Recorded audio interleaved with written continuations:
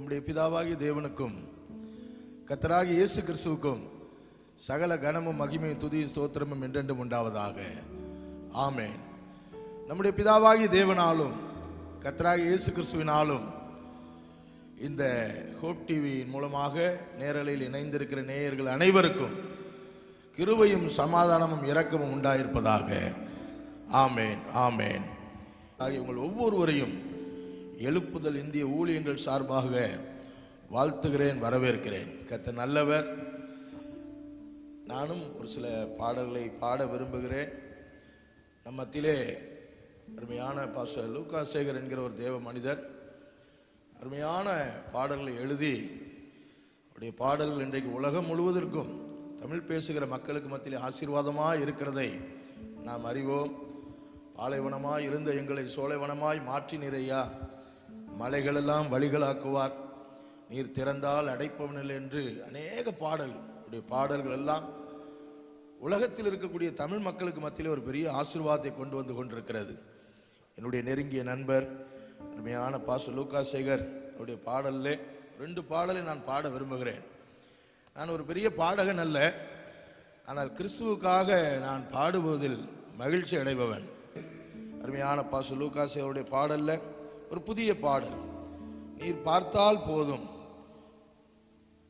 இந்த உலகம் என்னை திரும்பி பார்க்கும், நீர் கிருபை வைத்தால் மனிதனின் தயவு கிடைக்கும், உம்மை நோக்கி பார்த்தால் பூரண திருப்தியாவோம், உம் முகத்தை மறைத்தால் எல்லாம் ஆண்டு போகும், விலகாத கிருபை எனக்கு வேண்டுமப்பான்னு சொல்லி ஒரு புதிய பாடல் நான் பாடுகிறேன்.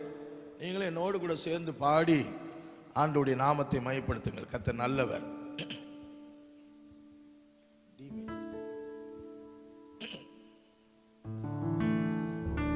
நீர் பார்த்தால் போதும் உலகம் திரும்பி பார்க்கும், நீர் கிருபை வைத்தால் மனிதனின் தயவு கிடைக்கும், உம்மை நோக்கி பார்த்தால் பூரண திருப்தியாவோ, முகத்தை மறைத்தால் எல்லாம் ஆண்டு போகும்.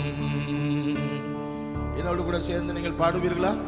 ஆண்டுடைய ஒரு பார்வை, கடைக்கன் பார்வை நம் மீது பட்டா போதும், தம்மை பற்றும் உத்தம இருதயத்தோடு இருக்கிறவர்களுக்கு தம்முடைய வல்லமை விளங்க பண்ணும்படி கர்த்தருடைய கண்கள் பூமி எங்கும் உலாவிக் கொண்டிருக்கிறது. அந்த கண்கள் நம்மை பார்த்து கொண்டிருக்கிறது. ஆண்டவரே, அந்த கடைக்கன் பார்வை என் மேல் படட்டும். ஆண்டவரே, நீர் பார்த்தால் இந்த உலகமே என்னை திரும்பி பார்க்கும்னு சொல்லி நம்மை ஆண்டுடைய கர்த்தரை அர்ப்பணித்து பாடலாமா? நீர் பார்த்தால் போதும் உலகம் திரும்பி பார்க்கும், நீர் கிருபை வைத்தால் மனிதனின் தயவு கிடைக்கும், உம்மை நோக்கி பார்த்தால் பூரண திருப்தியாவோ, உம் முகத்தை மறைத்தால் எல்லாம் ஆண்டு போகும். சேர்ந்து பாடுங்க. நீர் பார்த்தால் போதும் உலகம் திரும்பி பார்க்கும், நீர் கிருபை வைத்தால் மனிதனின் தயவு கிடைக்கும், உம்மை நோக்கி பார்த்தால் பூரண திருப்தியாவோ, உம் முகத்தை மறைத்தால் எல்லாம் ஆண்டு போகும். கைகளை தட்டி, விலகாத கிருபை எனக்கு வேண்டும் அப்பா, மாறாத கிருபை எனக்கு வேண்டும் அப்பா, விலகாத கிருபை எனக்கு வேண்டும் அப்பா, மாறாத கிருபை எனக்கு வேண்டும் அப்பா, உங்க கிருபை இல்லாம என்னால் வாழ முடியாது. பாடுங்க. உங்க கிருபை இல்லாம என்னால் வாழ முடியாது. மறுபடியும். உங்க கிருபை இல்லாம என்னால் வாழ முடியாது. சேர்ந்து பாடுங்க. விலகாத கிருபை எனக்கு வேண்டும் அப்பா, மாறாத கிருபை எனக்கு வேண்டும் அப்பா. சேர்ந்து பாடுங்க. விலகாத கிருபை எனக்கு வேண்டும் அப்பா, மாறாத கிருபை எனக்கு வேண்டும் அப்பா, உங்க கிருபை இல்லாம என்னால் வாழ முடியாது. பாடுங்க. உங்க கிருபை இல்லாம என்னால் வாழ முடியாது. சுயமாக வாழ என்னால் முடியாது. என் பலத்தால வாழ என்னால் முடியாது. இருள் சூழ்ந்த உலகம் இது, பொல்லாத உலகம் இது. உங்க கிருபை இல்லாம என்னால் வாழ முடியாதப்பான்னு சொல்லி அவர்கிட்ட கேட்போமா? அந்த கிருபைக்காய் கெஞ்சுவோமா?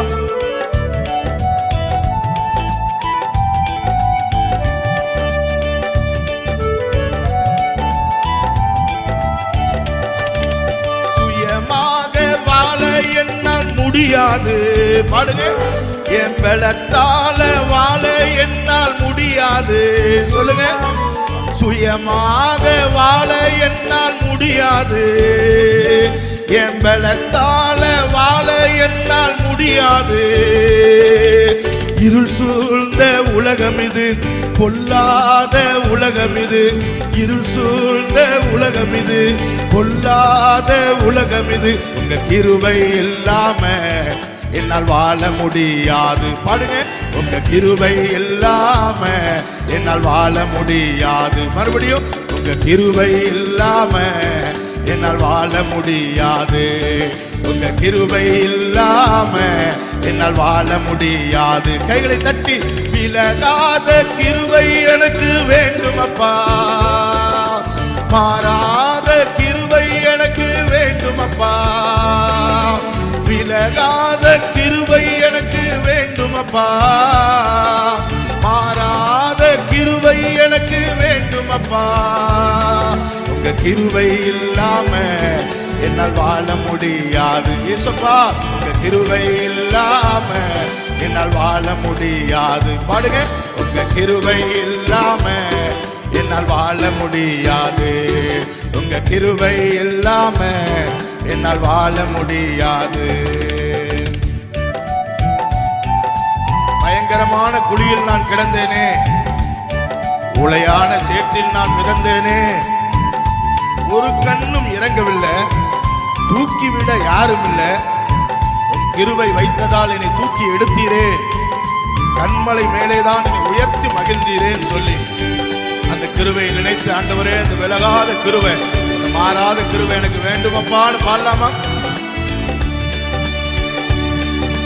பயங்கரமான குழியில் நான் கிடந்தேனே, உளையான சேற்றில் நான் மிதந்தேனே. பாடுங்க.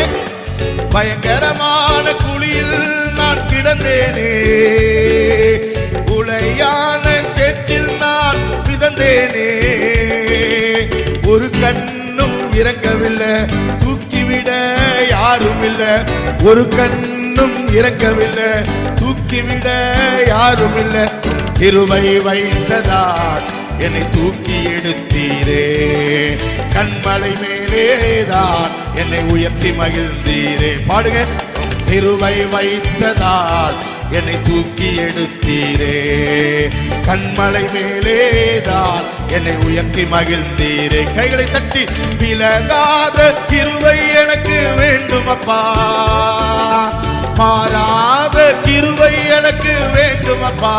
இசையா, விலகாத கிருபை எனக்கு வேண்டுமப்பா, மாறாத கிருபை எனக்கு வேண்டுமப்பா. உங்க கிருபை இல்லாம என்னால் வாழ முடியாது. பாடுங்க. உங்க கிருபை இல்லாம என்னால் வாழ முடியாது.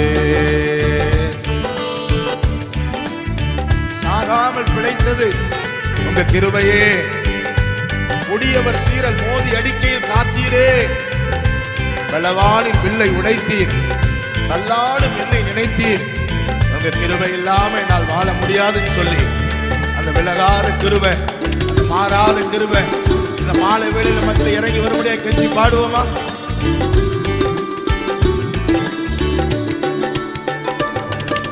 சாகாமல் பிழைத்தது உங்க கிருபையினால், கொடியவர் சீரல் மோதி அடிக்கையில் காத்தீரே, சாகாமல் பிழைத்தது உங்க கிருபையே, கொடியவர் சீரல் மோதி அடிக்கையில் காத்தீரே, பலவானின் வில்லை உடைத்தீர், தள்ளாடும் என்னை நினைத்தீர், பலவானின் வில்லை உடைத்தீர், தள்ளாடும் என்னை நினைத்தீர். கிருபை இல்லாம என்னால் வாழ முடியாது. பாடுங்க. உங்க கிருபை இல்லாம என்னால் வாழ முடியாது. இயேசுப்பா உங்க கிருபை இல்லாம என்னால் வாழ முடியாது. விலகாத கிருபை எனக்கு வேண்டும் அப்பா. கைகளை தட்டி மாறாத கிருபை எனக்கு வேண்டும் அப்பா. சேர்ந்து பாடுங்க. விலகாத கிருபை எனக்கு வேண்டும் அப்பா. மாறாத கிருபை எனக்கு வேண்டும் அப்பா. உங்க கிருபை இல்லாம என்னால் வாழ முடியாது. சொல்லுங்க. உங்க கிருபை இல்லாம என்னால் வாழ முடியாது. பாடுங்க. உங்க கிருபை இல்லாம என்னால் வாழ முடியாது. நீர் பார்த்தால் போதும் உலகம் திரும்பி பார்க்கும். சொல்லுங்க. நீர் கிருபை வைத்தால் மனிதனின் தயவு கிடைக்கும். உம்மை நோக்கி பார்த்தால் பூரண திருப்தியாவோ.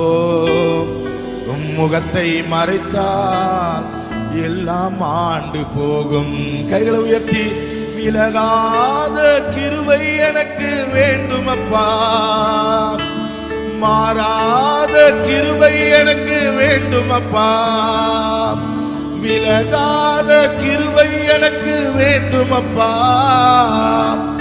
மாறாத கிருபை எனக்கு வேண்டும் அப்பா. உங்க கிருபை இல்லாம என்னால் வாழ முடியாது. சொல்லுங்க. உங்க கிருபை இல்லாம என்னால் வாழ முடியாது. ஆண்டவர் நம்ம மேல் வைத்த கிருபை பெரியதுங்க. மலைகள் விலகலாம், பர்வதங்கள் நிலை பெயர்ந்து போகலாம், என் கிருபை உன்னை விட்டு விலகாதுன்னு சொன்னார். மலை மாதிரி சிலரை நம்பி இருப்போம். நாம சொல்லுவோம், உங்களை தான் மலை மாதிரி நம்பி இருக்கங்க. இந்த திருமண காரியத்துக்கு நீங்க உதவி செய்வீங்க, இந்த கஷ்டமான இந்த கடன் பிரச்சனைக்காக நீங்க உதவி செய்வீங்க, உங்களை தான் மலை மாதிரி நம்பி இருக்குன்னு சொல்லுவோம். அப்படி மலை மாதிரி நம்பி இருந்த ஆட்கள் கூட விலகி போவார்கள். சில அம்மாமார் சொல்லுவாங்க, கணவனை தான் மலை மாதிரி நம்பி இருந்தேன், என்னை விட்டு போயிட்டாரியா. மலைகள் விலகும், ஆனா ஆண்டவருடைய கிருபை நம்மை விட்டு விலகாது. ஆண்டவர் மேல் வைத்த கிருபை பெரியது. இன்னொரு பாடல், நம்மேலே அவர் கிருபை வைத்து நம்மை அழைத்து வந்தபடினாலே அவர் நமக்கு அற்புதங்களை செய்ய முடியும், அடையாளங்களை செய்ய முடியும். அவர் அலைகளை அடிப்பார், தலைகளை உடைப்பார். இடுக்கம் என்னும் சமுத்திரத்தை கடந்து செல்ல போகிறோம். ஆமென். சகரியாவின் புஸ்தகம் 10ஆம் அதிகாரம் 11ஆம் வசனம் சொல்லுகிறது, இடுக்கம் என்கிற சமுத்திரத்தை நாம் கடந்து போகும்போது அவர் சமுத்திர அலைகளை அடிப்பார். நம்முடைய தேசத்தில் கூட கொரோனா அலைகள் அப்படியே கரை புரண்டு ஓடிக்கொண்டிருந்தது. உலக தேசங்கள்லாம் 7 அலைகள் அடித்து பல லட்சங்கள் மாண்டு போனார்கள். ஆனா நம்முடைய தேசத்தில் முதலாவது அலை, 2வது அலை, 3வது அலைன்னு சொல்லி 3 அலைகள் வந்தது. பாருங்க, இந்த 2வது அலையில கிட்டத்தட்ட 10 லட்சத்துக்கு அதிகமான மக்கள் நம்முடைய தேசத்தில் மரித்து போனார்கள். நம்ம எல்லாரும் பாரத்தோடு கூட ஜெபித்தோம், ஆண்டவரே இந்த கொரோனா அலைய நீங்க தான் அடிக்கணும்னு சொல்லி ஜெபித்தோம். ஆண்டவர் சமுத்திர அலைகளை அடிக்கிறவர், இந்த கொரோனா அலையை அடித்து இந்த அழிவை தடுத்து நிறுத்தினார். ஹல்லேலூயா. நல்ல ஒரு பாடல், அந்த பாடலை நாம் எல்லாம் பாடி கர்த்தரை மகிமைப்படுத்துவோம். நம்மேலே கிருபை வைத்து அழைத்து வந்தாரே, உருக்கமான இரக்கத்தாலே கரம் பிடித்தாரே. சொல்லுங்க. நம்மேலே கிருபை வைத்து அழைத்து வந்தாரே, உருக்கமான இரக்கத்தாலே கரம் பிடித்தாரே. தடைகள் விலகுமே, வழிகள் திறக்குமே, அற்புதங்கள் அடையாளம் என்றும் நடக்குமே. தடைகள் விலகுமே, வழிகள் திறக்குமே, அற்புதங்கள் அடையாளம் என்றும் நடக்குமே. இன்றைக்கு அற்புதம் நடக்கும், இன்றைக்கு ஒரு அடையாளம் நடக்கும். இந்த நேரத்தில் இணைந்திருக்கிற உங்களுடைய வாழ்க்கையில் கர்த்தர் ஒரு அற்புதத்தை செய்யும்படி, அடையாளத்தை செய்யும்படி, தடைகளை உடைக்கும்படி, வழிகளை திறக்கும்படி நம் மத்தியில் உலாவிக் கொண்டிருக்கிறார். நம்ம எல்லா கரங்களை தட்டி பாடி கர்த்தரை மகிமைப்படுத்துவோமா? ஹல்லேலூயா. அலைகளை அடிப்பார், தலைகளை உடைப்பார், இடுக்கம் என்னும் சமுத்திரத்தை கடந்திடுவோமே. அலைகளை அடிப்பார், தலைகளை உடைப்பார், இடுக்கம் என்னும் சமுத்திரத்தை கடந்திடுவோமே. பாடிடுவோமே துதித்திடுவோமே வாக்குத்தத்த தேசத்தை சுதந்தரிப்போமே. பாடுங்க. பாடிடுவோமே துதித்திடுவோமே வாக்குத்தத்த தேசத்தை சுதந்தரிப்போமே. அலைகளை அடிப்பார் அலைகளை உடைப்பார் இடுக்கமென்னும் சமுத்திரத்தை கடந்து செல்வோமே. அலைகளை அடிப்பார் அலைகளை உடைப்பார் இடுக்கமென்னும் சமுத்திரத்தை கடந்து செல்வோமே. பாடிடுவோமே துதித்திடுவோமே வாக்குத்தத்த தேசத்தை சுதந்தரிப்போமே. பாடுங்க. பாடிடுவோமே துதித்திடுவோமே வாக்குத்தத்த தேசத்தை சுதந்தரிப்போமே. நம்மேலே கிருபை வைத்து அழைத்து வந்தாரே உருக்கமான இரக்கத்தாலே கரம் பிடித்தாரே. சொல்லுங்க. நம்மேலே கிருபை வைத்து அழைத்து வந்தாரே உருக்கமான இரக்கத்தாலே கரம் பிடித்தாரே. தடைகள் விலகுமே வழிகள் திறக்குமே அற்புதங்கள் அடையாளம் என்றும் நடக்குமே. பாடுங்க. தடைகள் விலகுமே வழிகள் திறக்குமே அற்புதங்கள் அடையாளம் என்றும் நடக்குமே. ஓ அலைகளை அடிப்பார் அலைகளை உடைப்பார் இடுக்கமென்னும் சமுத்திரத்தை கடந்து செல்வோமே. பாடிடுவோமே துதித்திடுவோமே வாக்குத்தத்த தேசத்தை சுதந்தரிப்போமே. பாட பாட விடுதலை. பாடிடுவோமே துதித்திடுவோமே வாக்குத்தத்த தேசத்தை சுதந்தரிப்போமே. இஸ்ரவேல் ஜனங்கள் ஆடி பாடி கர்த்தர் பாட பாட செங்கடல் பிளந்தது. மகிமையாய் வெற்றி சிறந்தார் என்று ஆடி பாடி கர்த்தரை மகிமைப்படுத்தினார்கள். அந்த யாத்ரா 15ஆம் அதிகாரம் தான் இந்த பாடல். கர்த்தரை புகழ்ந்து பாடுவோம். மகிமையாய் வெற்றி சிறந்தவரை பாடி மகிமைப்படுத்துவோம்.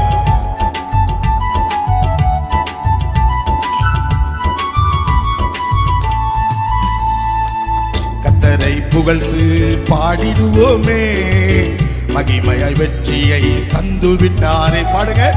கர்த்தரை புகழ்ந்து பாடிடுவோமே மகிமையாய் வெற்றியை தந்து விட்டாரே.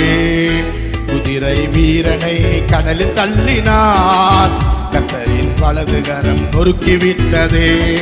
ஆளி அவர்களை மூடிக்கொண்டதே கல்லை போல ஆழங்களில் அமிழ்ந்து போனாரே. ஆளி அவர்களை மூடிக்கொண்டதே கல்லை போல ஆழங்களில் அமிழ்ந்து போனாரே. ஓ அலைகளை அடிப்பார் அலைகளை உடைப்பார் இடுக்கமென்னும் சமுத்திரத்தை கடந்து செல்வோமே. அலைகளை அடிப்பார் அலைகளை உடைப்பார் இடுக்கமென்னும் சமுத்திரத்தை கடந்து செல்வோமே. பாடிடுவோமே துதித்திடுவோமே வாக்குத்தத்த தேசத்தை சுதந்தரிப்போமே. பாடுங்க. பாடிடுவோமே துதித்திடுவோமே வாக்குத்தத்த தேசத்தை சுதந்தரிப்போமே. நாசியின் சுவாசத்தால் ஜலம் குவிந்து நின்றது வெள்ளங்கள் குவியலாக நிமிர்ந்து நின்றது. ஆழத்தில் தமது ஜனத்தை நடத்தி சென்றாரே கரையில் ஜனங்கள் எல்லாம் கடந்து போனாரே. இன்று காண்கிற எகிப்தியர் எல்லாம் இனி ஒருபோதும் என்றுமே காண்பதில்லை. பாட பாட விடுதலை பாடி மகிமைப்படுத்துவோமா.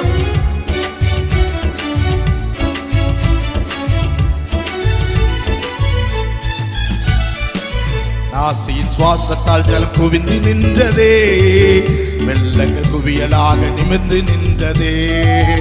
ஆழத்தில் தமது ஜனத்தை நடத்தி சென்றாரே தரையில் ஜனங்கள் எல்லாம் கடந்து போனாரே. நாசியின் சுவாசத்தால் ஜலம் குவிந்து நின்றதே வெள்ளங்கள் குவியலாக நிமிர்ந்து நின்றதே. ஆழத்தில் தமது ஜனத்தை நடத்தி சென்றாரே தரையில் ஜனங்கள் எல்லாம் கடந்து போனாரே. இன்று காண்கிற எகிப்தியர் எல்லாம் ஒருபோதும் என்றுமே காண்பதே இல்லை. பாடுங்க. இன்று காண்கிற சத்துக்கள் எல்லாம் ஒருபோதும் என்றுமே காண்பதே இல்லை. மறுபடியும். இன்று காண்கிற எகிப்தியர் எல்லாம் ஒருபோதும் என்றுமே காண்பதே இல்லை. இன்று காண்கிற சத்துக்கள் எல்லாம் ஒருபோதும் என்றுமே காண்பதே இல்லை. கைகளை தட்டி அலைகளை அடிப்பார் தலைகளை உடைப்பார். இடுக்கம் என்னும் சமுத்திரத்தை கடந்து செல்வோமே. அலைகளை அடிப்பார், தலைகளை உடைப்பார். இடுக்கம் என்னும் சமுத்திரத்தை கடந்திடுவோமே. பாடிடுவோமே, துதித்திடுவோமே, வாக்கு தத்த தேசத்தை சுதந்தரிப்போமே. ஓ பாடிடுவோமே, துதித்திடுவோமே, வாக்கு தத்த தேசத்தை சுதந்தரிப்போமே. ஆமென். பாடிடுவோமே, துதித்திடுவோமே, வாக்கு தத்த தேசத்தை சுதந்தரிப்போமே. பாடிடுவோமே, துதித்திடுவோமே, வாக்கு தத்த தேசத்தை சுதந்தரிப்போமே. கண்களை மூடி ஜெபிப்போம். பரிசுத்தமுள்ள பிதாவே, இந்த அருமையான ராத்திரி வேளையிலே இந்த 26வது லெந்தர்கால இந்த கன்வென்ஷன் கூட்டத்தில் இணைந்திருக்கிற எங்களோடு கூட உடைய வார்த்தையின் மூலமாக நீர் பேசும் ஆண்டவரே. உடைய வார்த்தையின் மகிமையும் பிரசன்னமும் வல்லமை எங்கள் மத்தியில் வெளிப்படட்டும் ஆண்டவரே. நாங்கள் எவைகளை கற்றுக்கொள்ள வேண்டுமோ அவைகளை உடைய வார்த்தையின் மூலமாய் கற்றுக்கொள்ளவும், எவைகளை பெற்றுக்கொள்ள வேண்டுமோ அந்த நன்மைகளையும் மேன்மைகளையும் உடைய வார்த்தையின் மூலமாய் பெற்றுக்கொள்ளவும் நீர் எங்களுக்கு கிருபை தாரும். உடைய வசனத்தின் மூலமாக நீர் எங்களோடு கூட பேசும். அடியேனை மறைத்துக் கொள்ளும். அருமை இரட்சகராக இயேசு கிறிஸ்துவின் பரிசுத்தமுள்ள நாமத்தில் ஜெபிக்கிறேன் ஜீவனுள்ள நல்ல பிதாவே. நம்ம எல்லாரும் ஆமேன் சொல்லுவோம். ஆமேன், ஆமேன், ஆமேன். இந்த மாலை வேளையிலே சிந்தனைக்கு ஆதாரமாக எடுத்துக்கொண்ட ஒரு வேத வசனம் மத்தேயு எழுதின சுவிசேஷம் 20ஆம் அதிகாரம். மத்தேயு அதனுடைய 20ஆம் அதிகாரம் 28ஆம் வசனத்தை நான் உங்களுக்காக வாசிக்கிறேன். மத்தேயு எழுதின நற்செய்தி நூல் 20ஆம் அதிகாரம் அதனுடைய 28ஆம் வசனம். அப்படியே மனுஷகுமாரனும் ஊழியம் கொள்ளும்படி வராமல் ஊழியம் செய்யவும் அநேகரை மீட்கும் பொருளாக தம்முடைய ஜீவனை கொடுக்கவும் வந்தார் என்றார். அப்படியே மனுஷகுமாரனும் ஊழியம் கொள்ளும்படி வராமல் ஊழியம் செய்யவும் அநேகரை மீட்கும் பொருளாக தம்முடைய ஜீவனை கொடுக்கவும் வந்தார் என்றார். ஆண்டவராகிய இயேசு கிறிஸ்து இந்த உலகத்திலே அவர் வாழ்ந்த காலத்திலே தான் ஏன் விண்ணுலகத்தை விட்டு இந்த மண்ணுலகத்திற்கு வந்தேன் என்கிற காரியத்தை, தன் வாழ்க்கையினுடைய நோக்கத்தின் காரியத்தை பல விதங்களிலே ஜனங்களுக்கும் தம்முடைய சீஷர்களுக்கும் வெளிப்படுத்திக் கொண்டே இருந்தார். நான் எதற்காக இந்த உலகத்திலே வந்தேன் என்பதை குறித்து ஆண்டவர் சொல்லிக்கொண்டே இருந்தார். நாம் நற்செய்தி புத்தகங்களை படிப்போமானால் பல காரியங்களுக்காக இயேசு நான் வந்தேன் வந்தேன் என்று அவர் சொன்னதாக நாம் பார்க்கிறோம். லூக்கா 19ஆம் அதிகாரம் அவருடைய 10ஆம் வசனத்தில் இழந்து போனதை தேடவும் ரட்சிக்கவுமே மனுஷகுமாரன் பூமியிலே வந்திருக்கிறார். யோவான் நற்செய்தி நூல் 10ஆம் அதிகாரம் 10ஆம் வசனத்திலே திருடன் திருடவும் கொல்லவும் அழிக்கவும் வருகிறான் என்று வேறொன்றுக்கும் வரான், நானோ அவைகளுக்கு ஜீவன் உண்டாயிருக்கவும் அந்த ஜீவன் பரிபூர்ணப்படவும் வந்தேன் என்று ஆண்டவர் சொல்லுகிறார். யோவான் நற்செய்தி நூல் 18ஆம் அதிகாரம் அதனுடைய 37ஆம் வசனத்தில் சத்தியத்தை குறித்து சாட்சி கொடுக்க நான் பிறந்தேன், இதற்காகவே இந்த உலகத்திற்கு வந்தேன் என்று ஆண்டவர் சொல்லுகிறதை நாம் பார்க்க முடியும். லூக்கா எழுதின சுவிசேஷம் அதனுடைய 12ஆம் அதிகாரம் 49ஆம் வசனத்தில் பூமியின் மேல் அக்கினியை போட வந்தேன், அது இப்பொழுதே பற்றி எறிய வேண்டும் என்று விரும்புகிறேன் என்று ஆண்டவர் சொன்னார்.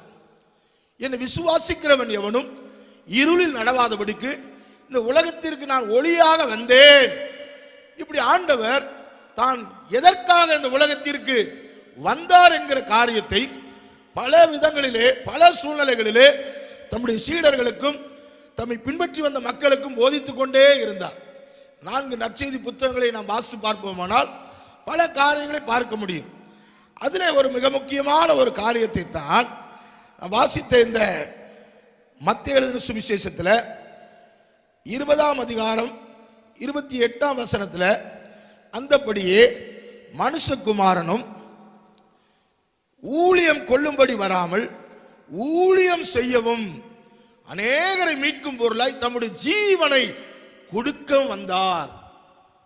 இயேசு கிறிஸ்து ஊழியம் கொள்ளும்படி வராமல் என்று அவர் சொல்லுகிறார்.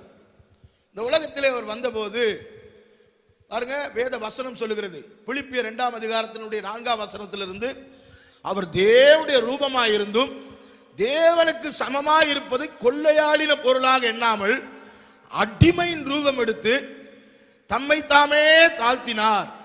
அவர் கீழ்ப்படிந்தவராகி மரண பரியந்தம், அதாவது சிலுவையின் மரண பரியந்தமும் கீழ்ப்படிந்தவராகி தம்மை தாமே தாழ்த்தினாராம். இந்த உலகத்திற்கு வரும்போது அவர் எந்த டைட்டில் இல்லாம வந்தார். அவர் தான் கிரியேட்டர் த காட், அவர் தான் எல்லாவற்றையும் சிருஷ்டித்தவர், அவர்தான் பிதாவின் செல்ல பிள்ளையாக, நேசகுமாரனாக, ஒரே பேரான குமாரனாக அவர் பரலோகத்திலே இருந்தார். உன்னதமான தேவனுடைய குமாரனாக இருந்தார்.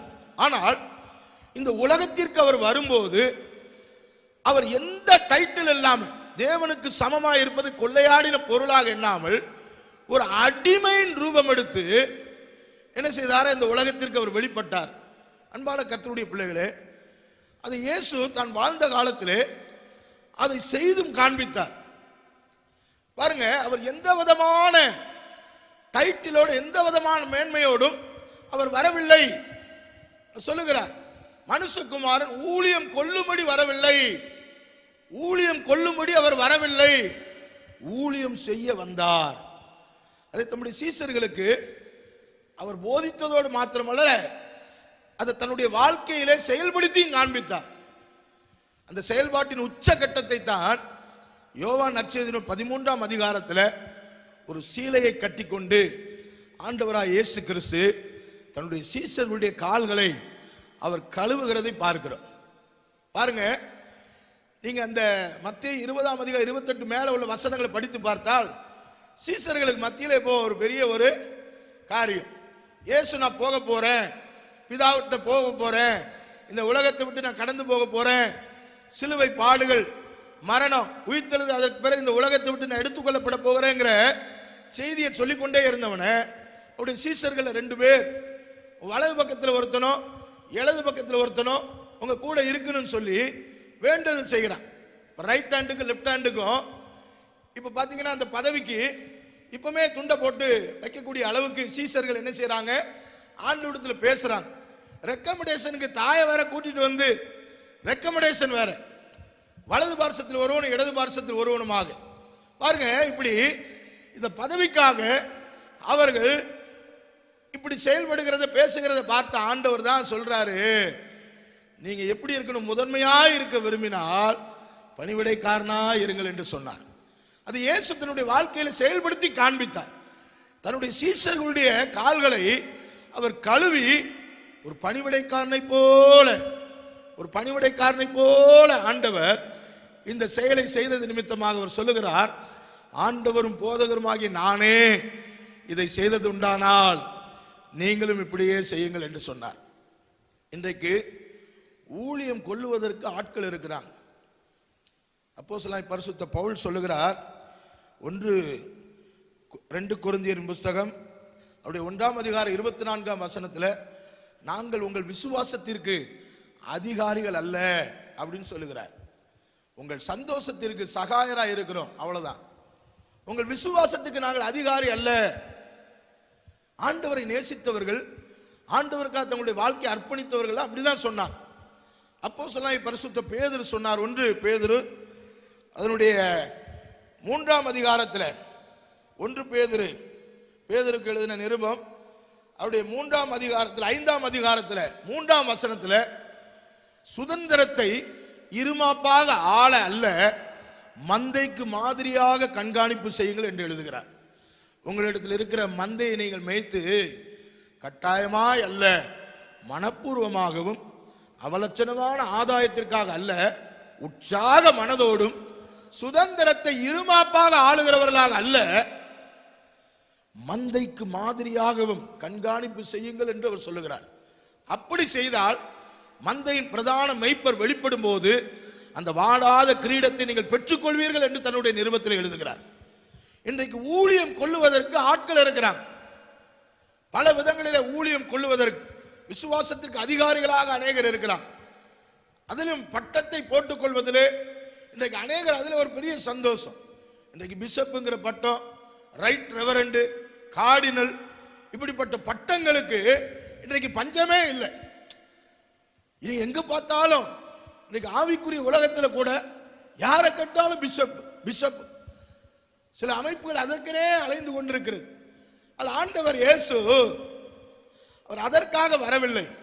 சொன்னார், நான் ஊழியம் கொள்ளும்படி வராமல் ஊழியம் செய்ய வந்தேன், ஊழியம் செய்ய வந்தேன், அநேகரை மீட்கும் பொருளாய் என்னுடைய ஜீவனை கொடுக்க வந்தேன். அன்பான கர்த்தருடைய பிள்ளைகளே, ஊழியம் செய்யதான் இன்றைக்கு நாம் அழைக்கப்படுகிறோம். இந்த கல்வாரி தியானத்தை, இந்த கல்வாரி அன்பை நினைத்து கொண்டிருக்கிற நாட்களிலே, இந்த லெந்துகால கன்வென்ஷன் கூட்டங்களிலே, இந்த சிலுவை பற்றிய பாடுகளை பற்றிய அவருடைய தியாகத்தை பற்றி தியானித்துக் கொண்டிருக்கிற நாட்களிலே நாம் உண்மையான சத்தியத்தை நாம் புரிந்து கொள்ள வேண்டும். இயேசு ஊழியம் கொள்ள வரவில்லை, அவர் பணிவிடைக்காரனை போல் இருந்து சேவை செய்ய வந்தார். இந்த வேதாகமத்தில் அவர் தெரிந்து கொண்ட பாத்திரங்கள் எல்லாரும் அப்படித்தான் இருந்தார்கள். எபிரேயர் நிருபம் 3ஆம் அதிகாரம் 5ஆம் வசனத்தில் மோசே குறித்து பணிவிடைக்காரனாய் அவருடைய வீட்டிலே எங்கும் உண்மையுள்ளவனாய் இருந்தான் என்று மோசே குறித்து நாம் படிக்கிறோம். யாத்ராமத்தின் புத்தகம் 33ஆம் அதிகாரம் 11ஆம் வசனத்தில் யோசுவா என்னும் அவருடைய பணிவிடைக்காரனாகி வாலிபன் ஆசரிப்பு கூடாரத்தை விட்டு பிரியாதிருந்தான். இப்படி தேவன் பயன்படுத்தின அந்த வல்லமையான பாத்திரங்கள் எல்லாரும் ஒரு பணிவிடைக்காரனை போல இருந்து அவர்கள் சேவை செய்துதான் கர்த்தருடைய ஊழியக்காரன் என்ற பட்டத்தை பெற்று அவர்கள் மரித்தார்கள் என்று நாம் பார்க்கிறோம்.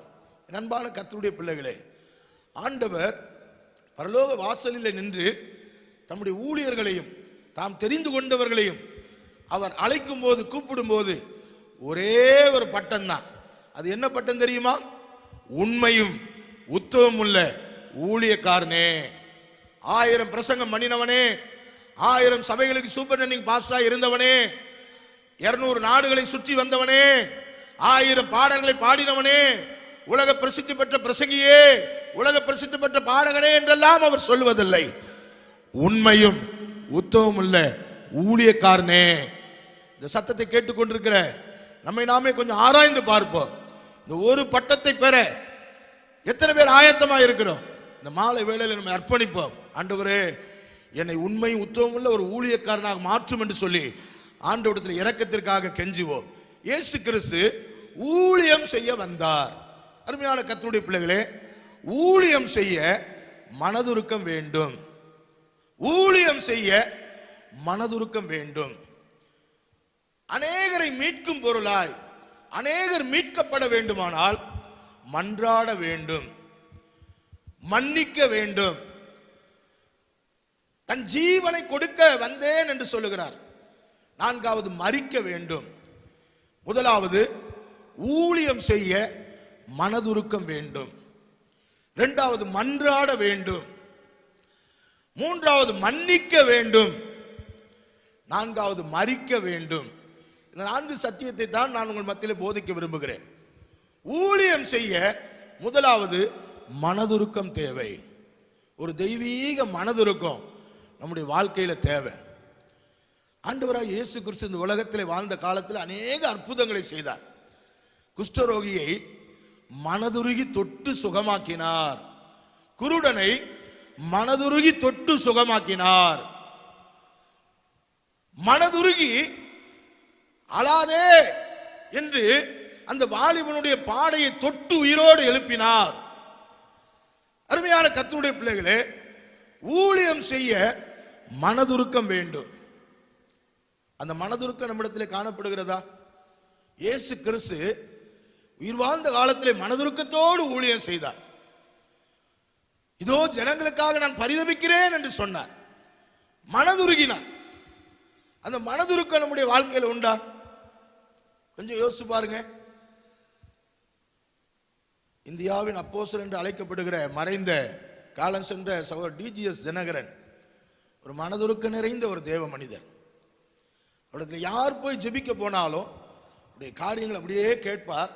கேட்டு அவர்கள் அழுகிறார்களோ இல்லையோ இவர் அழுவார், கண்ணீர் விட்டு அழுவார். எனக்கு தெரிந்த ஒரு அருமையான ஒரு ஐயா பாருங்க, மனைவி இழந்து விட்டார். அவரை சந்திக்க சென்ற போது, இப்படி மனைவியை நான் இழந்துட்டேன், தனிமையில் போராடுகிறேன்னு சொல்லி இப்படிதான் சொன்னார். அவர் அப்படி சொல்லிக் கொண்டிருக்கும் போது அருமையான சகோதரனுடைய கண்கள் இருந்து அப்படியே கண்ணீர் தாரை தாரையாய் வழிந்தது. தெய்வீக மனதுருக்கம், ஒரு தெய்வீக மனதுருக்கம். அன்பான கர்த்தருடைய பிள்ளைகளே, இப்படிப்பட்ட தகப்பன்மார் இன்றைக்கு இந்த தேசத்தில் இல்லைங்க. இன்றைக்கு தலைவர்கள் இருக்கிறாங்க, ஆவிக்குரிய வட்டாரத்தில் தலைவர்கள் இருக்கிறாங்க, ஆனால் தகப்பன்மார்கள் இல்லை. அப்போஸ்தலனாகிய பவுல் அதை சொல்லுகிறார், கிறிஸ்து இயேசுவுக்குள் அநேக உபாத்தியர்கள் உங்களுக்குள் இருந்தாலும் தகப்பன்மார் இல்லையே. கண்டிக்கிறதற்கும் இன்றைக்கு டீச்சர்ஸ், உபாத்தியர்கள், ஆசிரியர்கள் இருக்கிறாங்க. ஆனால் மனதுருக்கத்தோடு தன்னுடைய பிள்ளையை அணைத்துக் கொள்ளுகிற தகப்பன்மார் இல்லை. பிள்ளை பிரிந்து சென்றாலும் விலகி போனாலும் அந்த மகன் என்னைக்காவது ஒரு நாள் தேடி வருவான்னு சொல்லி இளைய குமாரனுக்காக காத்திருந்த, மனதுருக்கத்தோடு காத்திருந்த தகப்பன்மாரை இன்றைக்கு பார்க்க முடியல. இளம் ஊழியர்களை உற்சாகப்படுத்த தகப்பன்மார் இல்லை. ஆவிக்குரிய உலகத்தில் தடமாறி கொண்டிருக்கிற இளம் ஊழியர்களை தூக்கிவிடக்கூடிய தகப்பன்மார் இல்லை. இன்றைக்கு தீரமுள்ள தீமோத்தேயுக்களை தீயாக்கக்கூடிய பாரமுள்ள பவுல்கள் இந்த நாட்களில் இல்லை. தலைவர்களா இருக்கிறாங்க, ஆசிரியர்களா இருக்கிறாங்க, டீச்சர்ஸா இருக்கிறாங்க, தகப்பன்மார் இல்லையேன்னு வேதனைப்படுறார். அன்பான கர்த்தருடைய பிள்ளையே, ஊழியம் செய்ய வேண்டுமானால் மனதுருக்க வேண்டும். அந்த தெய்வீக மனதுருக்க இருந்தாதான் நம்ம ஊழியம் செய்ய கடந்து வர முடியும். அந்த மனதுருக்கத்திற்காக ஆண்டவரிடத்தில் கெஞ்சி, ஆண்டவரே அந்த மனதுருக்கத்தை எனக்கு தாருன்னு சொல். இரண்டாவது, அநேகரை மீட்கும் பொருளாய். அந்த வசனத்தில் பாருங்க, அநேகரை மீட்கும் பொருளாய். அநேகர் மீட்கப்பட வேண்டுமானால் நம்ம என்ன செய்யணும்? மன்றாட வேண்டும். ஆண்டவராகிய இயேசு கிறிஸ்துவை குறித்த ஒரு தீர்க்க தரிசனங்களில் ஒன்று, சங்கீதங்களின் புத்தகம் 2ஆம் அதிகாரம் 8ஆம் வசனத்தில், என்னை கேளும், அப்பொழுது ஜாதிகளை உமக்கு சொந்தமாகவும் பூமியின் எல்லைகளை உமக்கு சுதந்திரமாகவும் தருவேன். கல்வாரி சிலுவையில் ஆண்டவர் மன்றாடினார், இதாவே இவர்களுக்கு மன்னியும், தாங்கள் செய்கிறது என்னதென்று அறியாதிருக்கிறார்களே சொல்லி சிலுவையில கூட அவர் மன்றாடினார். கெத்சமனே தோட்டத்தில் அவர் இரத்த வேர்வை சிந்தி ஜெபித்தார். அவருடைய வேர்வை இரத்தத்தின் பெருந்துளிகளாய் வெளிப்பட்டதாம். இரத்த வேர்வை சிந்தி ஜெபித்தார். ஒரு பக்தன் சொல்லுகிறார், கெத்சமனே தோட்டத்தில் இயேசு இரத்த வேர்வை சிந்தி ஜெபித்தார், நீங்களும் நானும் இரத்த வேர்வை சிந்தி ஜெபிக்கலனாலும் நெற்றி வேர்வை சிந்தியா ஜெபிக்கலாமே அப்படின்னு சொன்னார். கெத்சமனே தோட்டத்தில் இயேசு செந்நீர் சிந்தி ஜெபித்தார், நீங்களும் நானும் செந்நீர் சிந்தி ஜெபிக்கலனாலும் கண்ணீர் சிந்தி ஜெபிக்கலாமே என்று அவர் சொன்னார். என் அன்பான கர்த்தருடைய பிள்ளைகளே, இந்த தேசத்தில் ஆயிரக்கணக்கான, லட்சக்கணக்கான, கோடிக்கணக்கான மக்கள் அழிவின் பாதையை நோக்கி சென்று கொண்டிருக்கிறார்கள். யோபின் புஸ்தகம் 26ஆம் அதிகாரம் 6ஆம் வசனம் சொல்லுகிறது, அவருக்கு முன்பாக பாதாளம் வெளியாய் திறந்திருக்கிறது, நரகம் மூடப்படாது இருக்கிறது. நம்முடைய வீட்டின் கதவுகள், ஆலயத்தின் கதவுகள் எல்லாம் மூடப்பட்டிருக்கிறது. ஆனால் நரகத்தின் கதவுகள், பாதாளத்தின் கதவுகள் திறந்து வைக்கப்படுகிறது. 24/7. அந்த திறப்பை அடைக்க, அந்த சுவரை அடைக்கதான் ஆண்டவர் மன்றாடுகிற வீரர்களை தேடிக்கொண்டிருக்கிறார். ஆபிரகாம் திறப்பில் நின்று மன்றாடினார். ஆண்டவர் சோதோம் கொமோராவை அழிக்க இறங்கி வந்துட்டார், தூதர்களை அனுப்பிட்டார். அக்கினி கந்தமும் வானத்திலிருந்து இறங்க போகிறது. சோதோம் கொமோரா அழிக்க போகிறேன்னு சொன்னவன ஆபிரகாம் திறப்பில் நின்று மன்றாடினார், ஆண்டவரே அந்த பட்டணத்தில் 50 நீதிமான்கள் இருந்தா அந்த 50 நீதிமான்கள் நிமித்தம் அந்த பட்டணத்தை அழிப்பீரோ? கர்த்தர் அழிக்க மாட்டேன்னு சொன்னார். ஒருவேளை 5 நீதிமான்கள் குறைந்திருந்தா 45 நீதிமான்களை கண்டால் அந்த பட்டணத்தை அழிப்பீரோ? கர்த்தர் அழிக்க மாட்டேன்னு சொன்னார். 40 நீதிமான்கள் அந்த பட்டணத்தில் இருக்கிறத கண்டா அந்த 40 நீதிமான்கள் நிமித்தம் அழிப்பீரோ? அழிக்க மாட்டேன்னு சொன்னார். இப்படியே படிப்படியா இறங்கி கடைசியா சொன்னார், 10 நீதிமான்கள் அந்த பட்டணத்தில் இருந்தா அந்த 10 நீதிமான்கள் நிமித்தம் இந்த பட்டணத்தை அழிப்பீரோ அப்படின்னு சொல்லி அப்படியே இறங்கி மன்றாடி பரிந்து பேசிக் கொண்டிருந்தார். ஆண்டவர் சொன்னார், அந்த 10 நீதிமான்கள் நிமித்தம் நான் அழிக்க மாட்டேன்னு சொன்னார். அதற்கு பிறகு அவர் இறங்கி வந்து அவரால் ஜெபிக்க முடியல. ஆனா வேதம் சொல்லுகிறது, நான் தேசத்தை அழிக்காதபடி திறப்பிலே நிற்கவும் சுவரை அடைக்கவும் தக்கதாக ஒரு மனுஷனை தேடினேன், ஒருவனையும் காணேன். ஒருவனையும் காணேன். ஒரு பெரிய ஏக்க பெருமூச்சின் குரல், எதிர்பார்ப்பின் குரல், ஒரு ஏமாற்றத்தின் குரல்.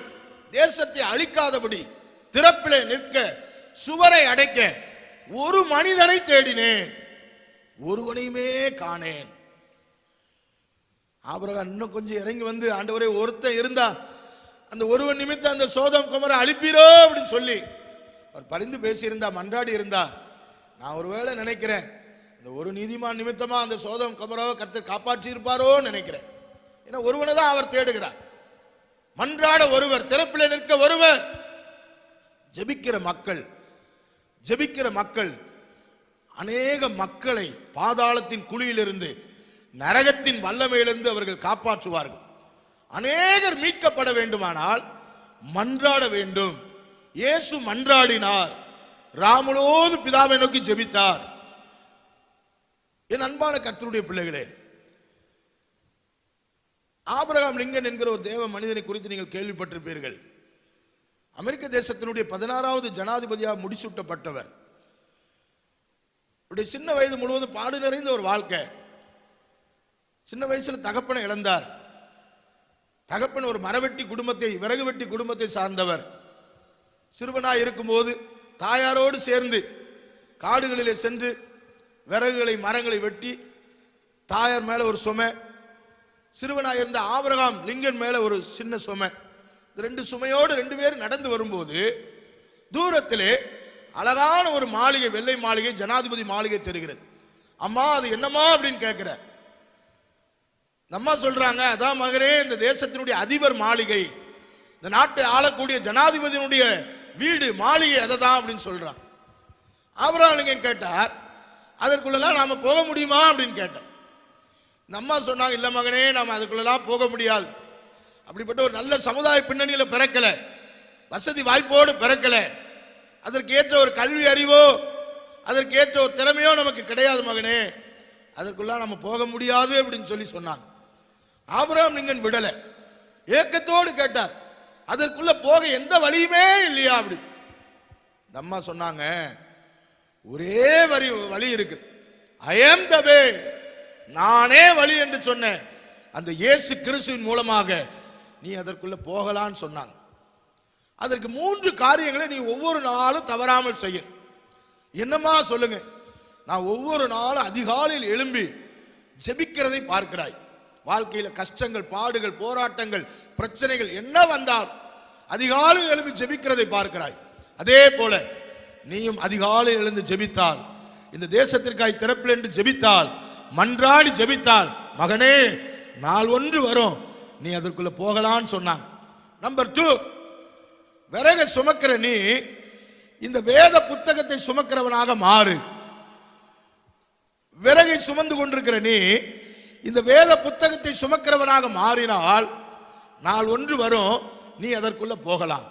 நான் ஒவ்வொரு நாளும் வேதத்தை கிரமமாக படிக்கிறேன், தியானிக்கிறேன். நீயும் அப்படி தியானி, படி. ஒரு நாள் வரும், நீ அதற்குள்ள போகலாம். நம்பர் 3, என்ன கஷ்டம் வந்தாலும் நான் வாரந்தோறும் ஆலயத்திற்கு தவறாமல் சென்று விடுகிறேன். அதே போல வாழ்க்கையில் என்ன கஷ்டம் வந்தாலும் சரிதான், நீ தவறாமல் ஆலயத்திற்கு சென்று விடு. நாள் ஒன்று வரும், நீ அதற்குள்ள போகலாம். நம்ம சொல்லிக் கொடுத்த இந்த 3 சூத்திரங்களை மறக்காமல் மனதில் வைத்துக் கொண்டார் ஆபிரகாம் லிங்கன். 1831ஆம் ஆண்டு தொழில் ஆரம்பித்தார், தோல்வியை சந்தித்தார். 1832ஆம் ஆண்டு அரசியலில் ஈடுபட்டார், தோல்வியை சந்தித்தார். 1833ஆம் ஆண்டு மறுபடியும் தொழிலை ஆரம்பித்தார், மறுபடியும் தோல்வி. 1834ஆம் ஆண்டு ஒரு குறிப்பிட்ட மாகாணத்தினுடைய சபாநாயகரை போட்டியிட்டார், தோல்வியை சந்தித்தார். 1835ஆம் ஆண்டு ஒரு குறிப்பிட்ட பெண்ணை பார்த்து திருமணம் செய்ய விரும்பினார். அந்த பெண் நிச்சயம் பண்ணின பிறகு திருமணத்திற்கு முன்பாக மரித்து போய்விட்ட சூழ்நிலை. மறுபடியும் ஒரு பெண்ணை பார்த்து அவர் திருமணம் பண்ணினார். அந்த பெண் ஆபிரகாம் லிங்கனுக்கு 4 பிள்ளைகளை பெற்றெடுத்தாள். 4 பிள்ளைகளை பெற்றெடுத்த அவருடைய மனைவி மனநோயாளியாக இருந்து மரித்து போனார். அந்த 4 பிள்ளைகள்ல ஒரே ஒரு மகன் தான் 17 வயதை தாண்டி போனார். மற்ற 3 பிள்ளைகளும் 17 வயதுக்குள்ளாகவே மரித்து போய்விட்டார். பாருங்க, எப்படிப்பட்ட ஒரு கடினமான சூழ்நிலை, எப்படிப்பட்ட ஒரு வேதனையான அனுபவம். ஆனால் அப்படிப்பட்ட பாடுகள், அப்படிப்பட்ட உபத்திரவங்கள், அப்படிப்பட்ட இந்த சிலுவையின் பாதை, அந்த பாடுகளின் பாதையின் வழியாய் கடந்து சென்ற ஆபிரகாம் லிங்கன் ஜெபத்திலே மாத்திரம் மனம் தளரவே இல்லை. ஆண்டவருடைய சமூகத்திலே தேசத்திற்காக மன்றாடி கொண்டே இருந்தார். ஆண்டவரே, இந்த தேசத்தை என்னுடைய நாட்களிலே என் கையில் தந்தால். அந்த நாட்களிலே வெள்ளைக்காரர்கள் அந்த கருப்பரின மக்களை, நீக்ரோ இன மக்களை அடிமைகளாக வைத்து கொத்தடிமைகளாய் நடத்தக்கூடிய ஒரு அடிமைத்தன முறை ஒன்று அமெரிக்க தேசத்தில் இருந்தது. ஆபிரகாம் திறப்பில் என்று செபித்தார். ஆண்டவரே, இந்த தேசத்தை நீர் என் கையில் தந்தால் இந்த நாட்டிலே இருக்கக்கூடிய இந்த கொத்தடிமை முறையை ஒழிப்பதுதான் என் முதல் வேலை என்று சொல்லி அவர் பொருத்தனையோடு செபித்தார்.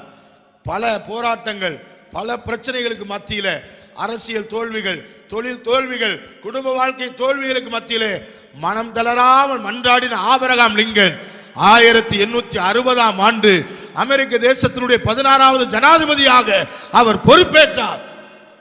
அவர் பொறுப்பேற்ற பிறகு அவர் போட்ட முதல் கையெழுத்து என்ன தெரியுமா? இந்த வெள்ளைக்கார மக்கள், இந்த அமெரிக்க மக்கள் கருப்பர் இன மக்களை, நீக்ரோ மக்களை கொத்தடிமையாக, அடிமைகளாக நடத்தக்கூடிய இந்த அடிமைத்தன முறையை ஒழிக்கக்கூடிய அந்த சட்டத்தில் முதல் கையெழுத்து போட்டார்.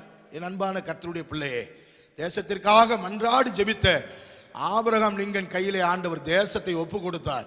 அந்த ஆபிரகாம் லிங்கனை இன்றைக்கும் உலகம் மறக்காது. அதே போல நாம் மன்றாடி ஜெபிப்போமானால் இந்த இந்திய தேசத்தில் அநேக மக்கள் மீட்கப்பட முடியும். மன்றாடுகிற மக்களை ஆண்டவர் தேடிக்கொண்டிருக்கிறார். அநேகர் மீட்கப்பட வேண்டுமானால் நாம் திறப்பிலே நின்று ஜெபிக்க வேண்டும். இரண்டாவது, அநேகர் மீட்கப்பட வேண்டுமானால் மன்னிக்க வேண்டும். அது எப்படி மன்னிக்கணும்? மனதார மன்னிக்கணும். மன்னிக்கிற மக்கள் மகிமையாய் மரிப்பர் என்று ஒரு பரிசுத்தவான் சொல்லுகிறார். சரியாக வாழ்பவன் சரியாக மரிப்பான் என்று ஒரு பரிசுத்தவான் சொல்லுகிறார். அநேகர் இந்த தேசத்தில் மீட்கப்படணும்னா நாமும் கூட மன்னிக்கணுங்க. இயேசு இந்த உலகத்தில் வாழ்ந்தபோது அவர் அநேக பாவங்களை மன்னித்தார். மார்க் எழுதின சுவிசேஷம் 2ஆம் அதிகாரம் 5ஆம் வசனத்தில் படிக்கிறோம், உன் பாவங்கள் மன்னிக்கப்பட்டது, நீ எழுந்து புறப்பட்டு நடன்னு சொன்னார். உயிரோடு வாழ்ந்த காலத்தில் பாவம் செய்தவர்களை அவர் மனதார மன்னித்தார். அவருடைய பாவங்கள் மன்னிக்கப்பட்டது. ஒரு பாவியான ஸ்திரீ அவருடைய காலை அப்படியே கண்ணீரினால கழுவி தலைமயிரினால துடைத்து பரிமள தைலத்தினால பூசிய போது ஆண்டவர் சொன்னார், இவள் செய்த திரளான பாவங்கள் மன்னிக்கப்பட்டது. இயேசு உயிரோடு வாழ்ந்த காலத்திலேயும் அவர் அநேகருடைய பாவங்களை மன்னித்தார். அவர் கல்வாரி சிலுவையில தொங்கிக் கொண்டிருக்கிற வேளையிலும் கூட பிதாவே இவர்களுக்கு மன்னியும் என்று சொல்லி the most important prayer, அந்த பிரேயரை செய்து அநேகருக்கு மன்னிப்பை தேடி தந்தார். அப்படி ஆண்டவர் ஜெபித்தபடினாலதான் இன்றைக்கு நம்முடைய பாவங்கள் மன்னிக்கப்பட்டு ஆண்டவருடைய பிள்ளைகளாய் நாம் மாறி இருக்கிறோம். நாம மற்றவர்களுடைய பாவங்களை மனதார மன்னிக்கிறோம். நமக்கு விரோதமாய் தீங்கு செய்கிற அநேக மக்கள் இருக்கிறாங்க. நமக்கு விரோதமான கடித்த வார்த்தைகளை பேசி நம்மை அவமானப்படுத்தி நம்மை பாருங்க நம்முடைய வாழ்க்கையை கெடுக்க நினைக்கிற மக்கள், நம்மை பற்றிய துர்ச்செய்தியை அறிவித்து நம்முடைய வாழ்க்கையை தவறாய் திரித்து பேசக்கூடிய பொல்லாத மக்கள், பொல்லாத உலகத்தினர் வாழ்ந்து கொண்டிருக்கிற இந்த நாட்களிலே நமக்கு விரோதமாய் யாராவது செயல்படுகிறார்களா? கவலைப்படாதிருங்கள். இயேசு பரிபூர்ணமாய் மன்னித்தார். நாமும் அவர்களை பரிபூர்ணமாய் மன்னிப்போம். பரமண்டலங்களில் இருக்கிற ஜெபத்தில் இயேசு ஒரு காரியத்தை கற்றுக் கொடுத்தார். என்ன? எங்கள் கடனாளிகளுக்கு நாங்கள் மனப்பூர்வமாய் மன்னிக்கிறோமே, அதே போல எங்கள் கடன்களை எங்களுக்கு மன்னியும். மன்னிக்கிறது போல எங்கள் கடனாளிகளுக்கு நாங்கள் மன்னிக்கிறது போல. அந்த ஆண்டவர்கிட்ட ஒரு நிபந்தனை வச்சு நாம ஜெபிக்கிறோம். நாங்க மனதார மன்னிக்கிறோம் இல்லையா, அத போல எங்க கடன்களை நீரும் மன்னியும். இயேசு மனதார மன்னித்தார். தனக்கு துரோகம் செய்தவர்களை, தன்னை சித்திரவதைப்படுத்தினவர்களை, தன்னை சிறுமைப்படுத்தினவர்களை, தன்னை சிலுவையில் அடித்தவர்களை அவர் தொங்கிக் கொண்டிருக்கிற வேளையிலும் கூட போர்ச்செயன் ஒருவர் ஈட்டியால் அவருடைய விழாவிலே குத்தினான். ரத்தமும் தண்ணீர் புறப்பட்டு வந்தது. அந்த கடைசி சொட்டு ரத்தம் அந்த தண்ணீர் வெளியேறுகிற வரைக்கும் இயேசு மனதார மன்னித்தார். என் அன்பான கர்த்தருடைய பிள்ளைகளே, அநேகர் மீட்கப்பட வேண்டுமானால் மனதார நீங்களும் நானும் மன்னிக்க வேண்டும். என் அன்பானவர்களே, இயேசு மன்னித்தது போல நாமும் மன்னிப்போமானால் நம்முடைய வாழ்க்கையின் மூலமாக அநேக மக்கள், அநேக ஜனங்கள் கர்த்தருடைய ராஜ்யத்திலே சேர்க்கப்படுவார்கள். மூன்றாவது, மரிக்க வேண்டும். மனதுருக்கம் வேண்டும், மன்றாட வேண்டும், மன்னிக்க வேண்டும், கடைசியாக நான்காவதாக மரிக்க வேண்டும். இயேசு சொன்னார், நான் இந்த உலகத்தில் மரிக்க வந்தேன். நம்ம ஒவ்வொருடைய வாழ்க்கையும் ஒரு வாழ்க்கையின் நோக்கம் இருக்கணும். இந்த உலகத்திற்கு நாம் வாழ்வதற்காக வரவில்லை. இந்த உலகம் நமக்கு சதம் அல்ல. இந்த உலகம் நாம் இளைப்பாறுகிற இடம் அல்ல. நாம் ஒவ்வொருவருமே இந்த உலகத்தில் நாம் என்ன செய்ய மரிக்க தான் போகிறோம். அதற்கு முன்பாக நம்முடைய மரணம் என்பது ஒரு மகிமையான மரணமாக இருக்க வேண்டும். ஆண்டவருக்காக பாடுபட்டு, ஆண்டவருக்காக சேவை செய்து, ஆண்டவருக்குடைய சமூகத்தில் மன்றாடி, ஜனங்களை மன்னித்து நம்முடைய ஜீவனை கொடுப்பதற்காகத்தான் இந்த உலகத்தில் நீங்களும் நானும் கிறிஸ்தவர்களாக மாறி இருக்கிறோம். ஜிம் எலியட் என்ற ஒரு பரிசுத்தவான், அமெரிக்க தேசத்தை சார்ந்தவர், தென் அமெரிக்காவில் ஈக்குவடர் தேசத்துக்கு எப்படியாவது சுவிசேஷத்தை அறிவிக்க போகணும். அங்கு இருக்கக்கூடிய பழங்குடியின மக்களுக்கு, ஆதிவாசி மக்களுக்கு சுவிசேஷத்தை அறிவிக்கணும் அப்படின்னு சொல்லி ஒரு வாஞ்சையோடு தாகத்தோடு கடந்து போனார். திருமணம் ஆகி 34 வயது தான். அவரும் அவருடைய 4 நண்பர்களும் ஒரு சின்ன குட்டி விமானத்தை எடுத்துக்கொண்டு அந்த ஈக்குவடர் தேசம், தென் அமெரிக்காவுடைய ஈக்குவடர் தேசத்தில் அந்த காட்டுவாசி மக்கள், ஆதிவாசி மக்களை தேடி அந்த குட்டி விமானத்தில் அநேக பரிசு பொருட்கள், சுவிசேஷ புத்தகங்களை எல்லாம் எடுத்து அவர்கள் பறந்து போனார்கள். அந்த தீவு வந்தபோது பாருங்க, அந்த விமானத்தில் இருந்தவாறு அந்த கிஃப்ட் பாக்ஸ், அந்த பரிசு பொட்டலங்களை எல்லாம் தூக்கி அவர்கள் வீசி எறிந்து தரை இறங்கினார். பரிசு பொருட்களை எல்லாம் அந்த ஆதிவாசி மக்கள், காட்டுவாசி மக்கள் எடுத்துக்கொண்டார்கள். எடுத்துக்கொண்டு இந்த ஜிம் எலியட்டும் அவருடைய நண்பர்களும் விமானத்தை விட்டு இறங்கி அப்படியே நடந்து வரும்போது இந்த ஆதிவாசி மக்கள், இந்த காட்டுவாசி மக்கள் ஜிம் எலியட்டையும் அவருடைய நண்பர்களை தேடி அப்படியே வேகமாய் நடந்து வந்தார். ஓ, தங்களை ஏற்றுக்கொள்ள வருகிறார்களே என்று அன்போடு நினைத்தவர்களை சந்திக்க ஆவலாய் போன போது நடந்த சம்பவம் என்ன தெரியுமா? அந்த ஆகாஷ் என்று சொல்லப்படுகிற அந்த ஆகாஷ் என மக்கள், அந்த காட்டுவாசி மக்கள், ஆதிவாசி மக்கள் விஷம் ஏற்றப்பட்ட அந்த வில் அம்புகளை கொண்டு ஜிம் எலியட்டையும் அவருடைய 4 நண்பர்களையும் ஒரே நேரத்தில் கொன்று போட்டார்கள். சுவிசேஷத்தை அறிவிக்க சென்ற ஜிம் எலியட்டும் அவருடைய நண்பர்களுடைய வாழ்க்கையும் அந்த காட்டு பகுதியிலே அஸ்தமனமானது. ஆனால் அந்த ஜிம் எலியட் உயிரோடு வாழ்ந்த காலத்தில் ஒரு காரியத்தை அடிக்கடி சொல்வதுண்டு. என்ன தெரியுமா? இழக்கக்கூடாத ஒன்றை பெற்றுக்கொள்ளும்படி வைத்திருக்க முடியாததை இழக்கிறவன் முட்டாள் அல்ல. இழக்கக்கூடாத ஒன்றை பெற்றுக்கொள்ளும்படி வைத்திருக்க முடியாத ஒன்றை இழக்கிறவன் முட்டாள் அல்ல. இழக்கக்கூடாத அந்த பரலோக ராஜ்யத்தை பெற்றுக்கொள்ளும்படி வைத்திருக்க முடியாத சொத்து சுகங்கள், வைத்திருக்க முடியாத அந்த உயிர், இந்த ஜீவன், இதை இழக்கிறவன் முட்டாள் அல்ல அப்படின்னு சொன்னார். ஒரே நாளில் அவரும் அவருடைய நண்பர்களும் கொலை செய்யப்பட்டார்கள். ஆனால் ஜிம் எலியட்டுடைய மனைவியும் அவருடைய நண்பர்களுடைய மனைவியும் சேர்ந்து என்ன செய்தான் தெரியுமா? கணவர் மரித்த அதே இடத்துல மறுபடியும் வந்து ஊழியம் செஞ்சு, அந்த இடத்துல இலக்கிய ஊழியங்கள், லிட்ரேச்சர் மினிஸ்ட்ரியை செய்து அந்த மக்களுக்கு மத்தியிலே அவர்கள் சுவிசேஷத்தை அறிவித்ததோடு மாத்திரமல்ல, அந்த மக்களுடைய மொழியிலேயே அவர்கள் புதிய ஏற்பாட்டு புத்தகத்தை மொழிபெயர்த்து அவர்கள் மத்தியிலே ஊழியம் செய்ததனுடைய விளைவு இன்றைக்கு ஆகாஷ் இன மக்களிலே அந்த காட்டுவாசி இனமே இன்றைக்கு அந்த ஈக்குவடர் தேசமே கிறிஸ்தவ தேசமாய் மாறியது. இந்த ஆகாஷ் இன அந்த காட்டுவாசி இனத்தினுடைய அந்த ஜிம் எலியட்டை அம்பு எய்து கொலை செய்த அந்த காட்டுவாசி இனத்தினுடைய அந்த தலைவனுடைய மகன் 2000 பேர் கொண்ட ஒரு திருச்சபையை நடத்தி கொண்டிருக்கிறதாக சரித்திரம் சொல்லுகிறது. என் அன்பான கர்த்தருடைய பிள்ளைகளே, ஜிம் எலியட் 34ஆம் வயதில் மரித்து போனார்.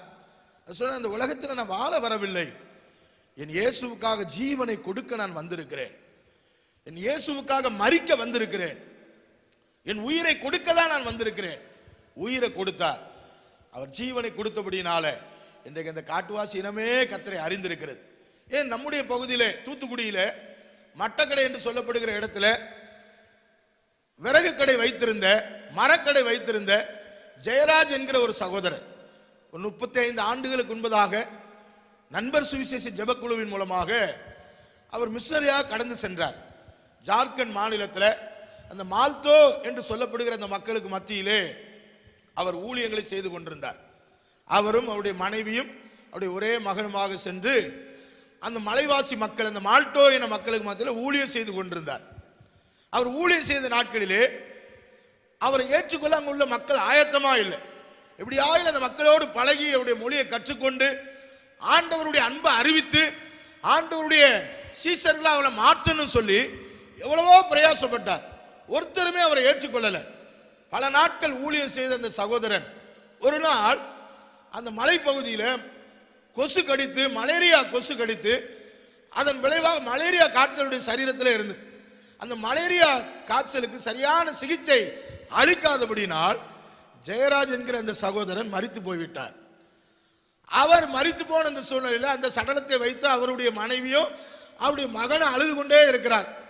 மறுநாளிலே அவருடைய மகனுக்கும் அந்த மலேரியா கொசு கடித்து மலேரியா காய்ச்சல் இருந்திருக்கிறது. அவருக்கும் சரியான சிகிச்சை கொடுக்காம மறுநாள் அந்த மகனும் மரித்து போய்விட்டார்.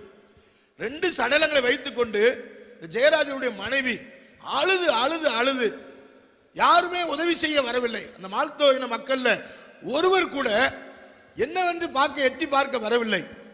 இந்த அம்மா குறிப்பிட்ட அந்த நண்பர் சுவிசேஷ ஜெபக்குழுவினுடைய நிர்வாகிகளை தொடர்ந்து கொண்டு இப்படி ஒரு சம்பவம் நடந்து விட்டதுன்னு சொல்லி செய்தியை அறிவித்து அவர்கள் கேள்விப்பட்டு அந்த மலை பிரதேசத்திற்கு அந்த மரண செய்தியை கேள்விப்பட்டு அவர்கள் வருவதற்குள்ளாக 4 நாட்கள் ஆகிவிட்டது.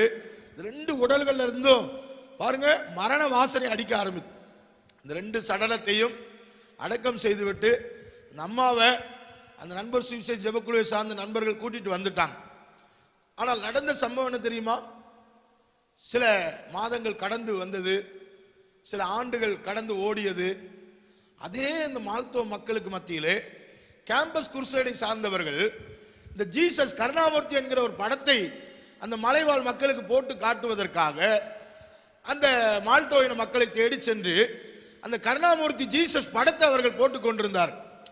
அப்ப அந்த படத்தை எல்லாரும் ஆவலோடு பார்த்து கொண்டிருக்கிறாங்க. இயேசு என்னப்படுகிற தாடி வைத்து அந்த அங்கியை போட்ட ஒரு மனிதர் அவர் அற்புதங்களை செய்வதை, அவர் சிலுவையில் மரிக்கிறதை எல்லாம் பார்த்த இந்த மக்கள், அந்த காட்சியை பார்த்த அந்த மக்கள், அந்த கூட்டத்தை சார்ந்த அந்த தலைவன் கேட்டானா, இவர் யார்? இதோ இந்த வெண்தாடி வைத்திருக்கிறாரே, இந்த வெள்ளை அங்கி தரித்திருக்கிறாரே, இவர் யார்? இவர் யார் என்று அந்த சுவிசேஷ குழுவினரை, அந்த திரைப்பட குழுவினரை கேட்க அந்த கேம்பஸ் குருசே நண்பர்கள் சொன்னாங்க, இவர்தான் உலகத்தை காப்பாற்ற வந்த, உலகத்தை ரட்சிக்க வந்த உலக ரட்சகர் என்ற நற்செய்தி அறிவித்தார்களாம். அப்ப அந்த ஆதிவாசி இனத்தை சார்ந்த அந்த மால்தோ இன தலைவன் சொன்னானா, ஒரு குறிப்பிட்ட ஒரு மனிதர் அவர் எங்கேயோ இருந்து வந்தாரு, இங்க வந்து எங்களுக்கு மத்தியில சேவையை செய்தாரு, நாங்க அவரை ஏற்றுக்கொள்ளல, அவர் சொன்ன காரியத்தெல்லாம் நாங்க கேட்கல, அவர் செத்து போனாரு, அவர் செத்து போன மறுநாளே அவருடைய மகனும் செத்து போயிட்டான், 2 உடலையும் இந்த மலையிலேயே அடக்கம் பண்ணிட்டு அந்த அம்மாவை கூட்டிட்டு போயிட்டாங்க. அந்த ஜெயராஜ் என்கிற அந்த மனிதர் செத்து போன பிறகு, அவருடைய மகன் மரித்து போன பிறகு, இந்த நீங்கள் திரைப்படத்திலே காண்பிக்கிறீர்களே இந்த இயேசு என்ற இந்த நபரை எங்கள் வீடுகளிலே, எங்கள் தெருக்களிலே அழுது கொண்டே திரிந்ததை நாங்கள் எங்கள் கண்ணார கண்டோம் என்று சொன்னார். ஜெயராஜ் போன பிறகு இயேசு நேரடியாக அந்த மக்களுக்கு தரிசனம் கொடுத்து அந்த தெருக்களிலேயும் திண்ணைகளிலும் வீடுகளிலேயும் அலைந்து திரிகிறதை அந்த மக்கள் கண்ணார கண்டு அந்த திரைப்படத்தை பார்த்து, இவரா இயேசு, இவரை நாங்கள் ஏற்றுக்கொள்ளுகிறோம் என்று அவர்கள் அர்ப்பணித்தார்கள், ஒப்பு கொடுத்தார்கள். அதனுடைய விளைவு என்ன தெரியுமா? இன்றைக்கு மால்டோ இன மக்கள்ல கிட்டத்தட்ட 5 லட்சம் மக்கள் கிறிஸ்தவர்களா மாறி இருக்கிறாங்க. எத்தனையோ சபைகள் அந்த மக்களுக்கு மத்தியிலே உருவாகி இருக்கிறது. என் அன்பான கர்த்தருடைய பிள்ளையே, ஆண்டவருக்காக ஜீவனை கொடுத்த ஜெயராஜ், ஆண்டவருக்காக மரிக்க ஆயத்தமாக இருந்த அந்த ஜெயராஜ் மூலமாக இன்றைக்கு லட்சக்கணக்கான மக்கள்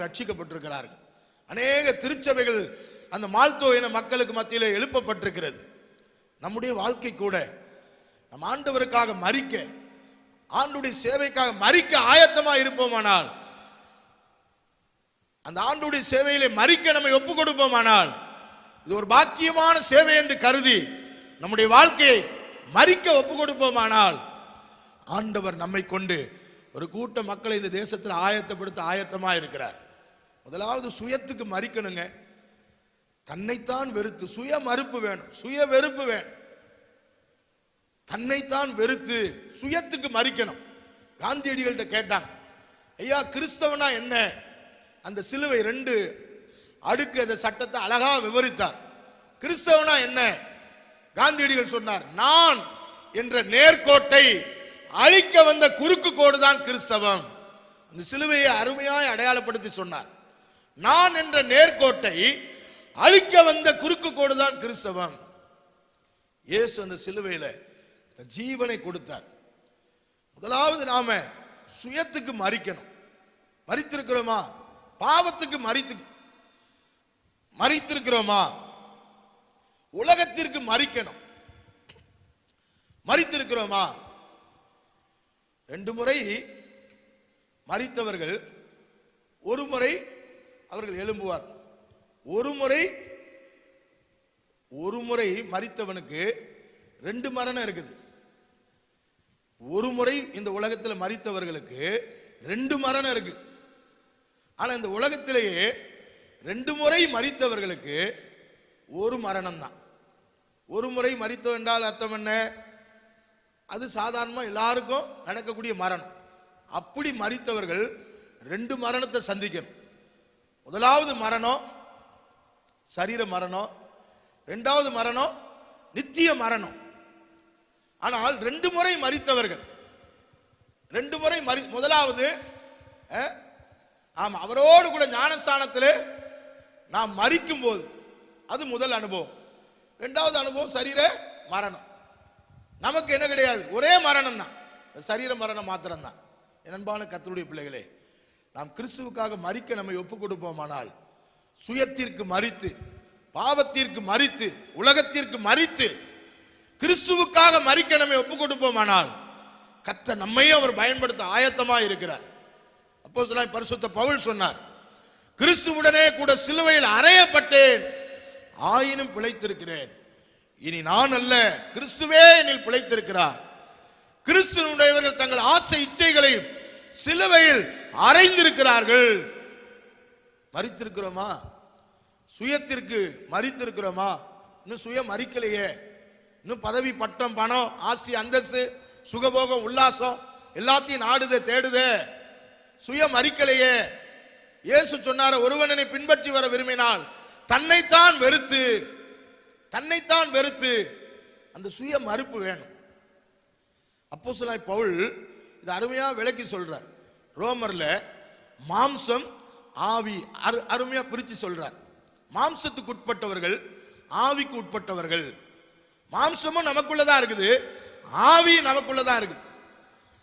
கொரிந்தியர்ல சொல்லும்போது, பஸ் கொரிந்தியர்ல சொல்லுகிறார், மாம்சத்துக்குரியவர்கள், ஆவிக்குரியவர்கள் சொல்றார். மாம்சத்துக்குரியவர்கள், ஆவிக்குரியவர்கள். 2வது கொரிந்தியர்ல சொல்லும்போது புறம்பான மனுஷன், உள்ளான மனுஷன். எபேசியர்ல சொல்லும்போது புதிய மனிதன், பழைய மனிதன். பிலிப்பியர்ல சொல்லும்போது கிறிஸ்துவின் சிந்தை, உலகத்தின் சிந்தை. கலாத்தியர்ல சொல்லும்போது ஆவியின் கனிகள், மாம்சத்தின் கிரியைகள். கொலோசியர்ல சொல்லும்போது பழைய மனுஷன், புதிய மனுஷன். இப்படி நிருபத்தில் அழகாக அவர் பிரித்து சொல்றார். ஆவியும் நமக்குள்ளதா இருக்கு, மாம்சமும் நமக்குள்ளதா இருக்கு. இந்த ஆவியை வைத்து, பரிசுத்த ஆவியை வைத்து, நமக்குள்ள இருக்கிற ஆவியை வைத்து மாம்சத்தின் கிரியைகளை அழிக்கணும். உள்ளார்ந்த மனிதனை வைத்து புறம்பான மனிதனை அழிக்கணும். ஆவியின் கனிகளை வைத்து மாம்சத்தின் கிரியைகளை அழிக்கணும். புதிய மனிதனை வைத்து பழைய மனுஷனை அழிக்கணும். அழிக்கிறோமா? ஆனா பழைய மனுஷன் தானே வளர்ந்துட்டே இருக்கிறான், மாம்சம் தானே வளர்ந்து கொண்டே இருக்குது. புறம்பான மனுஷன் தானே பெருகிக் கொண்டே இருக்கிறான். என் அன்பான கர்த்தருடைய பிள்ளை, நாம் ஆண்டவருடைய சமூகத்தில் நம்ம அர்ப்பணிக்கும் போது, மனதுருக்கத்தோடு மன்றாடும் போது, மன்னிக்கும் போது, கிறிஸ்துவுக்காக மரிக்க நம்மை அர்ப்பணிக்கும் போது, ஆண்டவர் நம்மையும் அவரை போல அவர் மாற்ற விரும்புகிறார். இயேசு சொன்னார், அந்தபடியே மனுஷகுமாரன் ஊழியம் கொள்ளும்படி வராமல் ஊழியம் செய்யவும் அநேகரை மீட்கும் பொருளாய் தம்முடைய ஜீவனை கொடுக்கவும் வந்தார். ஊழியம் செய்ய மனதுருக்கம் வேண்டும். ஒரு தெய்வீக மனதுருக்கத்திற்காக கெஞ்சுவோமா? ஊழியம் செய்ய மன்றாட வேண்டும். அநேகர் மீட்கப்பட வேண்டுமானால் மனதார மன்னிக்க வேண்டும். நான்காவது, அநேகர் மீட்கப்பட வேண்டுமானால், ஊழியம் செய்ய வேண்டுமானால், இயேசுவுக்காக மரிக்கவும் நான் ஆயத்தமா இருக்கிறேன் என்று அர்ப்பணிக்க வேண்டும். ஆண்டவருடைய சமூகத்தில் நம்ம அர்ப்பணிப்போமா? இந்த ராத்திரி வேளையிலே, இயேசுவே என்னை உம்மை போல மாற்றும். இந்த பாடுகள் வேதனை எதற்காக? அவருடைய சாயலுக்கு ஒப்பாய் நம்மை மாற்றுவதற்காக, தேவகுமாரனுடைய சாயலுக்கு ஒப்பாய் நம்மை மாற்றுவதற்காகத்தான் இந்த மகிமையான பாடுகள், இந்த மகிமையான மரணம். நம்முடைய வாழ்க்கையில கூட இயேசுவை போல நம்மையும் அவர் மாற்ற விரும்புகிறார். நாம் ஆண்டவருடைய சமூகத்தில் அர்ப்பணிப்போமா? ஒப்பு கொடுப்போமா? ஒரு பக்தன் அருமையாய் பாடுகிறார், என்னையும் உம்மை போல் மாற்றிடவே உம் ஜீவன் தந்திரையா, எங்களை தரை மட்டும் தாழ்த்துகிறோம், அர்ப்பணித்து அன்பின் கரங்களில் தந்துவிட்டோம் என்று அவர் பாடுகிறார். நம்ம எல்லாம் கண்களை மூடி ஆண்டவருடைய சமூகத்தில் ஒப்பு கொடுப்போமா? இந்த ஒரே ஒரு கவியை மாத்திரம் உள்ளத்தின் ஆழத்திலிருந்து பாடுவோமா?